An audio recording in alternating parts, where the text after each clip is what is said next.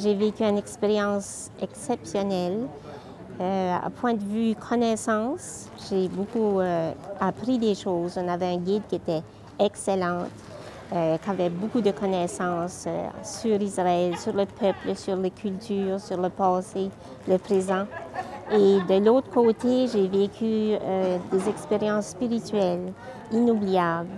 De marcher sur les pas de Jésus, ça m'a vraiment mis proche de Jésus encore davantage. Je ne m'attendais pas du tout à ce que ce soit aussi dense que cela, même si je pensais que ce serait bien.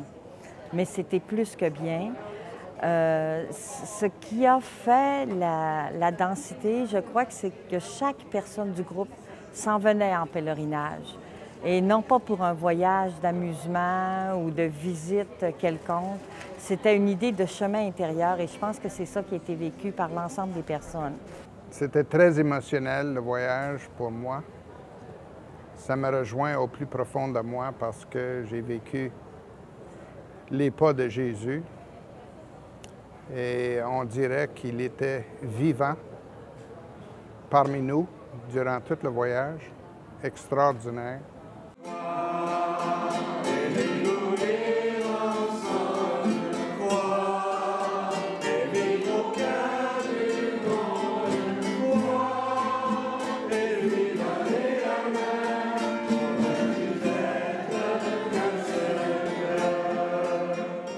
Le chant peut nous motiver. On dit chanter, c'est prier à deux fois, mais c'est vraiment ça. Puis c'était les bonnes chansons dans les bons lieux. Ça a augmenté à 100% le voyage. Tout le voyage était extraordinaire à cause de notre bonne guide Théa, mais il était extraordinaire à cause de notre bon guide spirituel Robert. Alors les 2 fois où j'ai pu proclamer la parole, ça a été 2 moments importants pour moi. Dans la tempête, c'était effectivement difficile parce qu'on était en pleine mer et il y avait beaucoup de vent, il y avait beaucoup de bruit, mais c'était comme très intéressant de se trouver dans ce contexte-là. Et la vie, passons sur l'autre rive du lac et ils gagnèrent le large. Puis toutes les célébrations qu'on a faites d'Eucharistie ont été des moments importants pour moi, où j'ai pu me centrer, vraiment vivre intérieurement qu'est-ce qui se passait.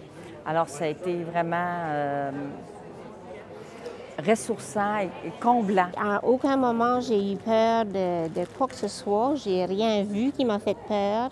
Même le soir, j'ai marché le soir peut-être 15-20 minutes, là, mais je me sentais très, très en sécurité. Les gens ont été très gentils. On leur demandait, ils essayaient de parler anglais, ils réussissaient à communiquer avec nous autres.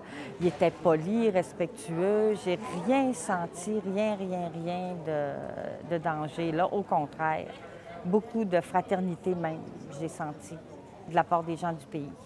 J'ai même hâte d'aller partager le bonheur avec tous mes amis, même ceux qui ne sont pas croyants, qui ne croient pas.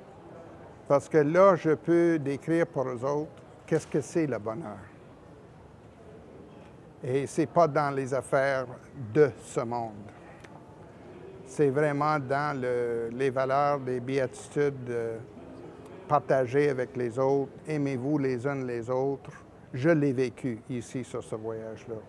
Et je pense que ça nous change pour toujours, pour le mieux.